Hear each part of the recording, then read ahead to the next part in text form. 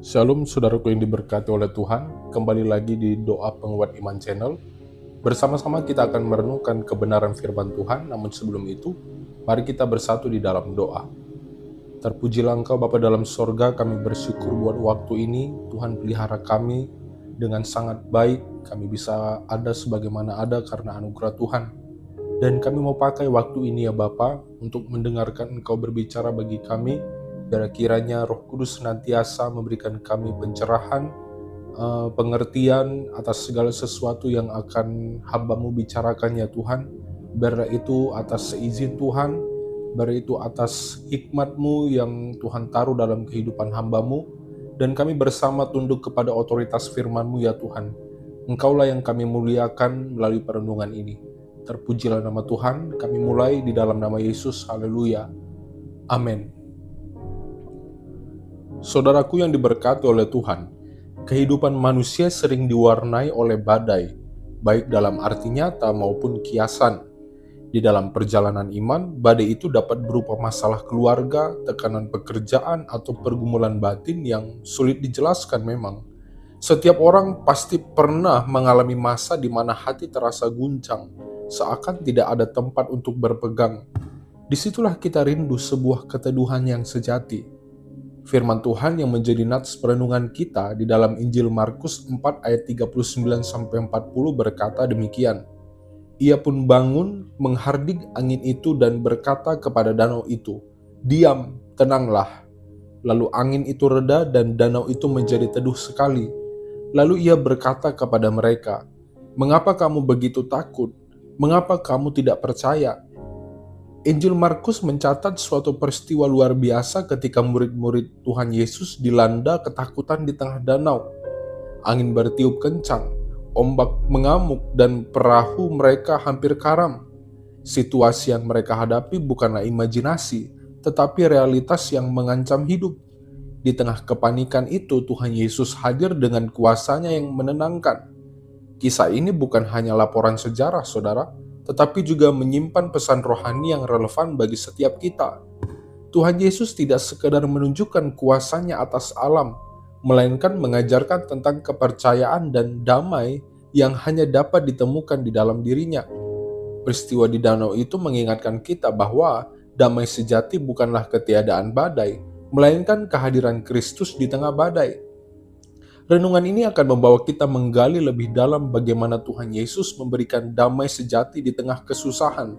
Dengan menelusuri latar belakang sejarah, makna teks, dan aplikasinya, kita diajak memahami bahwa damai Kristus lebih kuat dari ketakutan apapun yang kita hadapi.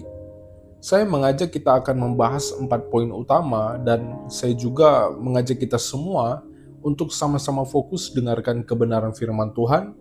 Kita mulai dari pembahasan yang pertama, saudara, yaitu Yesus berotoritas atas alam. Saudara, pada zaman Tuhan Yesus, Danau Galilea dikenal luas sebagai wilayah yang kerap dilanda angin besar secara tiba-tiba. Danau ini memiliki panjang sekitar 21 km dan lebar 13 km. Terletak lebih dari 200 meter di bawah permukaan laut, dikelilingi perbukitan dan celah lembah. Kondisi geografis itu membuat udara panas dari padang gurun bercampur dengan udara dingin dari pegunungan, sehingga badai bisa muncul seketika tanpa tanda-tanda awal. Para murid yang sebagian besar adalah nelayan berpengalaman seharusnya terbiasa menghadapi perubahan cuaca. Namun kali itu, badai yang datang begitu dahsyat hingga mereka benar-benar kewalahan. Gambaran ini menegaskan betapa seriusnya situasi yang mereka alami, karena bahkan mereka yang terbiasa dengan kerasnya danau tidak sanggup lagi mengendalikannya. Ketika murid-murid diliputi kepanikan, Markus mencatat bahwa Yesus justru sedang tidur di buritan perahu di atas sebuah tilam. Detail kecil ini bukan sekedar catatan teknis, melainkan penekanan teologis. Tidurnya Tuhan Yesus memperlihatkan perbedaan yang tajam antara kondisi murid-murid yang gelisah dan pribadi Tuhan Yesus yang tenang. Tidur itu bukan tanda ketidakpedulian atau kelalaian, melainkan cerminan damai yang sempurna, sebuah ketenangan yang lahir dari keintiman dengan Bapa.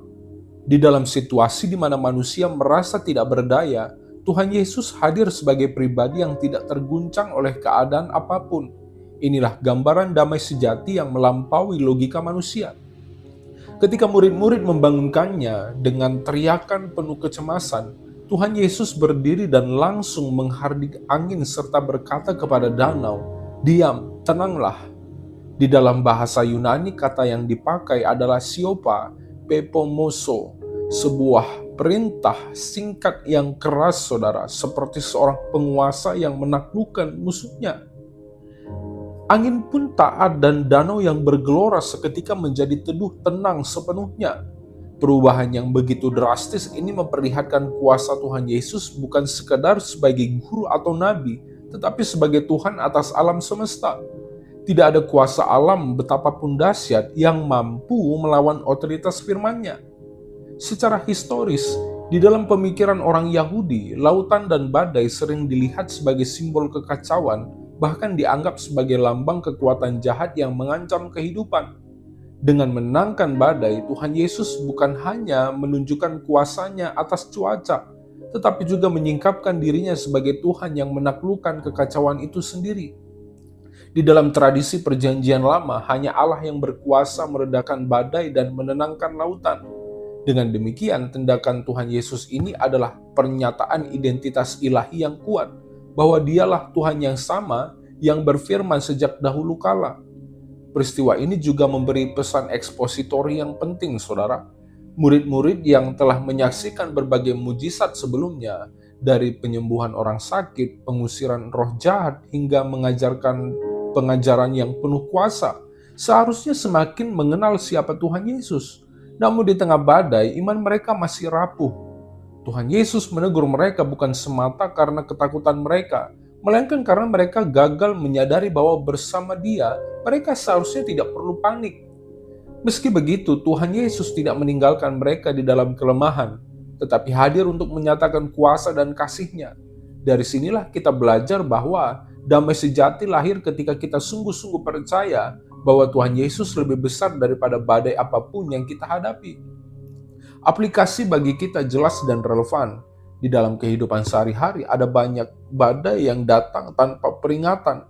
Bisa itu penyakit yang tiba-tiba menyerang, kehilangan pekerjaan yang tidak terduga, atau konflik keluarga yang mencuat, atau apapun itu.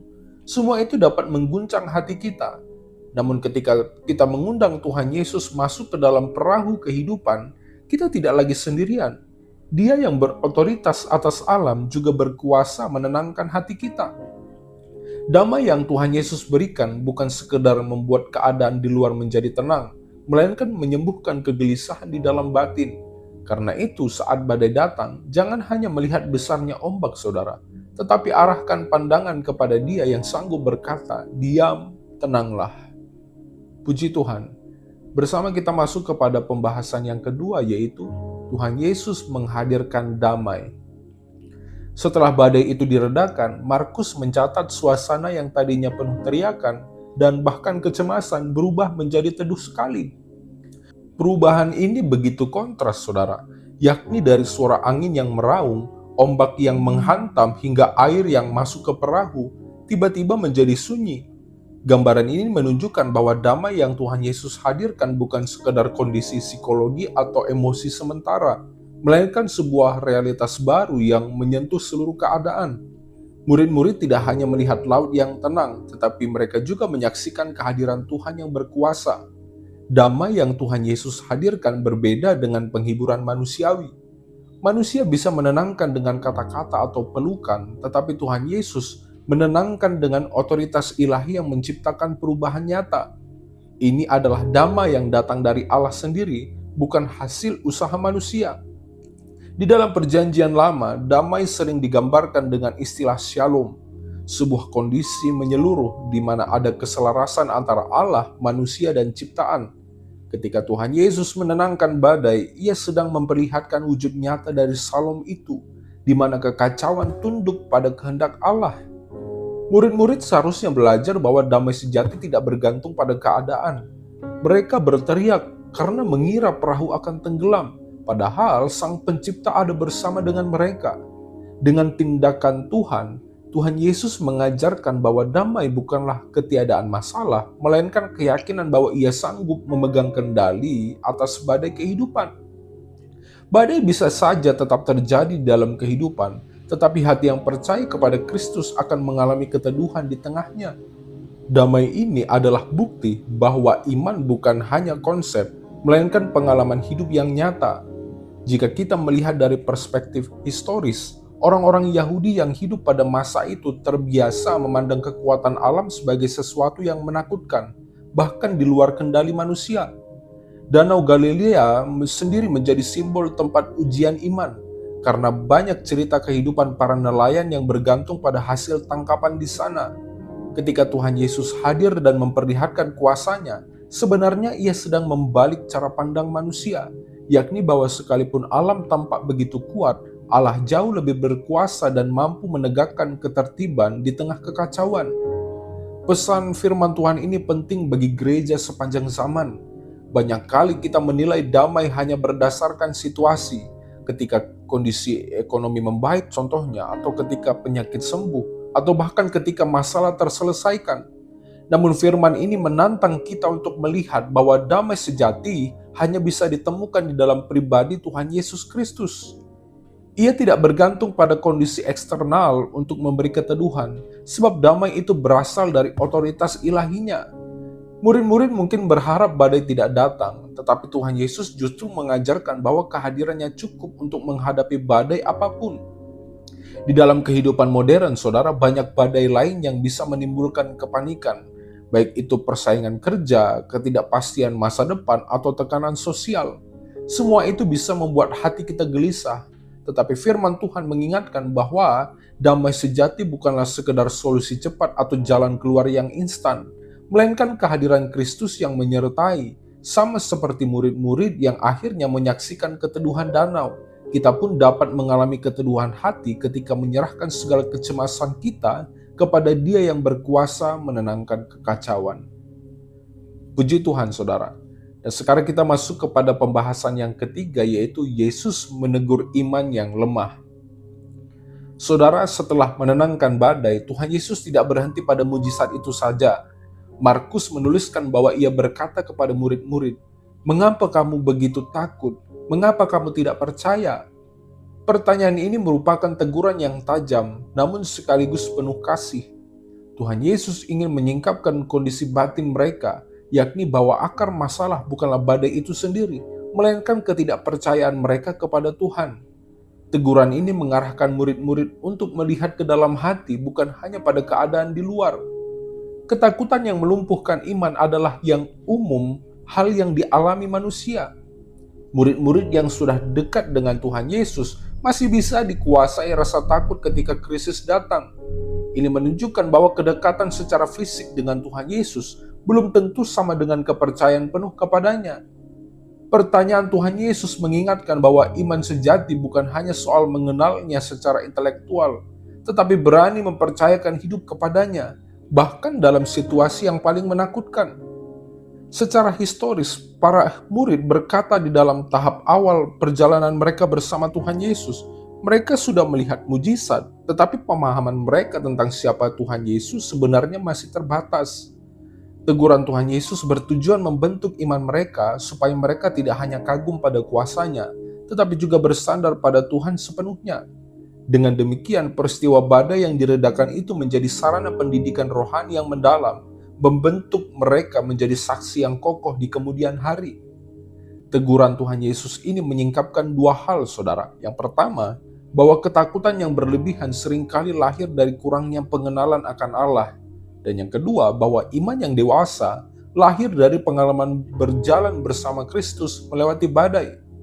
Tuhan Yesus tidak ingin murid-muridnya hanya menjadi pengikut yang pasif, tetapi Ia senang membentuk mereka menjadi orang-orang yang beriman teguh. Pertanyaannya menjadi undangan untuk merenungkan, apakah kita benar-benar percaya bahwa Ia sanggup memelihara kita? Aplikasi bagi kita sangat jelas, saudara. Banyak orang Kristen yang masih merasa takut ketika berhadapan dengan kesulitan besar. Kita sering berdoa minta pertolongan, tetapi hati kita tetap diliputi kecemasan. Melalui teguran Tuhan Yesus ini, kita diajak untuk melangkah lebih jauh, yakni bukan hanya memohon pertolongan, tetapi benar-benar percaya bahwa Ia berkuasa dan peduli. Iman sejati adalah keberanian untuk menyerahkan kendali kepada Tuhan Yesus, sekalipun situasi tampak tidak terkendali. Ketika kita belajar percaya lebih sungguh, damai sejati itu akan memenuhi hati. Kita tidak lagi hanya menunggu keadaan berubah, tetapi belajar untuk hidup dengan keyakinan bahwa Kristus sudah berkuasa. Dengan demikian, saudara, teguran Tuhan Yesus kepada murid-murid menjadi teguran sekaligus penghiburan bagi kita. Ia tidak hanya menegur kelemahan iman, tetapi juga memanggil kita untuk bertumbuh di dalam pengenalan akan Dia. Puji Tuhan. Nah, sekarang kita masuk kepada pembahasan yang terakhir dalam perenungan kita hari ini, yaitu adalah Yesus menyatakan identitasnya. Saudara, setelah semua peristiwa itu, Markus mencatat bahwa murid-murid menjadi sangat takut dan berkata seorang kepada yang lain, "Siapa gerangan orang ini, sehingga angin dan danau pun taat kepadanya?" Pertanyaan ini penting sebab menunjukkan bahwa peristiwa badai yang diredakan bukan hanya soal keselamatan fisik, tetapi juga penyingkapan identitas Tuhan Yesus. Mereka mulai menyadari bahwa Tuhan Yesus bukan sekedar guru bijak atau penyembuh, melainkan pribadi yang memiliki kuasa ilahi atas ciptaan. Pertanyaan itu lahir dari rasa kagum sekaligus gentar. Murid-murid telah melihat banyak mujizat sebelumnya, tetapi mujizat ini menyentuh ranah yang hanya Allah sendiri dapat lakukan.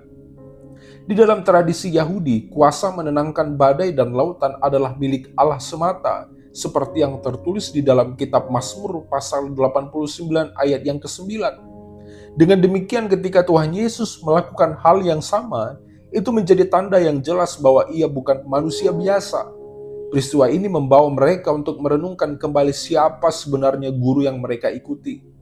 Identitas Tuhan Yesus selalu menjadi hal yang terus dibicarakan dan diperdebatkan. Orang banyak melihatnya sebagai nabi, guru, atau pembuat mujizat. Namun murid-murid yang berada paling dekat dengannya justru diajak untuk melihat lebih dalam bahwa Tuhan Yesus adalah anak Allah yang hidup, berkuasa atas alam dan seluruh ciptaan. Badai yang diredakan menjadi sebuah wahyu kecil yang menuntun mereka kepada pengakuan iman yang lebih besar di kemudian hari. Teks ini, saudara, memperlihatkan dinamika pertumbuhan iman. Murid-murid belum sepenuhnya memahami, tetapi melalui pengalaman mereka diajar sedikit demi sedikit. Allah seringkali memakai pengalaman hidup, termasuk badai dan ketakutan, untuk menyingkapkan siapa dirinya. Identitas Tuhan Yesus tidak hanya dipahami lewat teori, tetapi melalui perjalanan nyata di mana kuasanya dialami secara pribadi. Inilah yang membuat iman menjadi hidup dan bertumbuh. Aplikasi bagi kita, pertanyaan siapa gerangan orang ini juga penting untuk direnungkan. Apakah Tuhan Yesus hanya kita kenal sebagai tokoh sejarah, ataukah kita sungguh percaya bahwa Ia adalah Tuhan yang berkuasa atas seluruh hidup kita? Jika kita benar-benar menyadari identitasnya, maka kita tidak lagi perlu takut menghadapi badai apapun, sebab kita tahu bersama Dia tidak ada kekuatan yang bisa mengalahkan kita. Dengan demikian, poin ini mengajak kita untuk memperdalam pengenalan akan Kristus. Damai sejati bukan hanya soal perasaan tenang, saudara, tetapi lahir dari keyakinan bahwa Tuhan Yesus adalah Allah atas segala sesuatu. Pengakuan iman yang benar akan melahirkan keberanian dan keteguhan hati. Maka semakin kita mengenal siapa Tuhan Yesus, semakin kita dapat hidup di dalam damai, bahkan di tengah kesusahan. Di akhir kata dalam perenungan ini saya mau katakan, kisah badai yang diredakan di dalam firman Tuhan ini bukan hanya peristiwa yang menenangkan, tetapi juga syarat makna rohani. Melalui peristiwa itu kita melihat Tuhan Yesus yang berotoritas atas alam menghadirkan damai sejati, menegur iman yang lemah dan menyatakan identitasnya sebagai Tuhan yang hidup. Semua itu membawa kita pada satu kebenaran, yakni damai sejati hanya ada di dalam Kristus. Damai sejati bukan berarti hidup tanpa badai. Badai tetap ada, bahkan datang secara tiba-tiba tanpa kita duga. Namun perbedaan besar terjadi ketika Tuhan Yesus ada di dalam perahu kehidupan kita. Ia mampu menenangkan badai, baik di luar maupun di dalam hati. Damainya melampaui logika karena bersumber dari kuasanya yang ilahi. Kisah ini juga menantang kita untuk bertumbuh di dalam iman. Murid-murid ditegur karena takut, tetapi mereka juga diajar untuk percaya lebih dalam. Demikian juga kita dipanggil untuk tidak hanya mengenal Tuhan Yesus secara dangkal, saudara, melainkan sungguh percaya bahwa Ia adalah Tuhan yang memegang kendali atas segala sesuatu. Olehnya, mari kita belajar menyerahkan setiap badai kehidupan kita kepada Kristus. Jangan fokus pada besarnya ombak, tetapi arahkan mata kita kepada Dia yang sanggup berkata, "Diam, tenanglah." Di dalam penyertaannya, kita akan menemukan damai sejati, damai yang tidak terguncang oleh keadaan apapun, dan damai yang membawa kita semakin mengenal siapa Tuhan Yesus sebenarnya. Puji Tuhan, saudara. Saya berdoa seluruh doa penguat iman channel hari ini mengalami damai sejati di tengah kesusahan yang kita alami. Puji Tuhan, mari kita bersatu di dalam doa. Bapa yang baik, Bapa yang di sorga, kami bersyukur buat kebenaran firman-Mu yang telah Tuhan sampaikan bagi kami melalui hamba-Mu. Biarlah itu bertumbuh, berakar, bahkan berbuah dalam kehidupan kami, sehingga kami menjadi anak-Mu yang benar-benar berani menghadapi kehidupan, bukan karena kuat dan gagah kami ya Tuhan, karena kami tahu Tuhan ada di dalam kami beserta dengan kami. Banyak hal yang membuat kami takut ya Tuhan dalam menjalani kehidupan ini. Tapi melalui firman-Mu ini kami diingatkan Tuhan tidak pernah tinggalkan dan biarkan kami. Ajar kami untuk selalu percaya kepadamu ya Tuhan. Teguhkan iman kami. Pertambahkan dan tumbuhkan iman kepada kami ya Tuhan. Sehingga kami dimampukan untuk terus berjalan di bawah pimpinan Tuhan. Terpujilah Engkau Allah yang hidup. Kami berdoa kiranya Roh Kudus senantiasa mengingatkan kami akan firman-Mu ketika badai kehidupan datang silih berganti di dalam kehidupan kami. Kami mau tetap kuat di dalam iman kepercayaan kami bahwa Engkau adalah Allah yang berkuasa, yang menciptakan segala sesuatu dengan baik sesuai dengan maksud Tuhan. Terpujilah Bapa. Kami juga berdoa bagi seluruh aktivitas dan kegiatan kami, pekerjaan kami kiranya Tuhan berkati, buka jalan dan Tuhan buat berhasil. Terpujilah nama Tuhan, kami akhiri perenungan ini dalam nama Yesus. Haleluya. Amin.